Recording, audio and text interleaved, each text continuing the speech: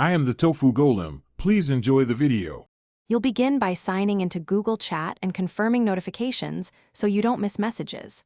Once signed in, tap Conversations to see direct messages or spaces for group threads. Make sure to grant microphone or camera access when prompted if you plan to call. This avoids interruptions later. Next, pin important chats by long pressing them so they stay at the top. Finally, set your status to indicate availability. This helps colleagues know if you're free or busy before messaging. Once you know the layout, start a new message by tapping the plus and selecting a contact or creating a space for a team. When composing, attach files or photos using the paperclip icon and use it mentions to notify specific people. That ensures the right person sees it.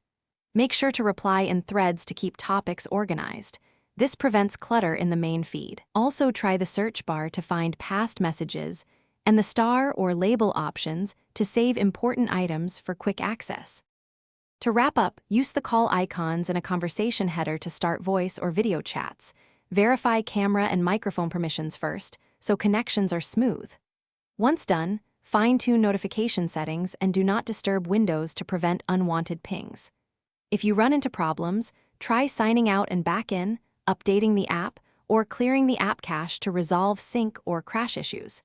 If messages still fail to send, confirm network access and that the recipient hasn't blocked you. These quick checks fix. Thanks for watching. Consider subscribing if we helped you today.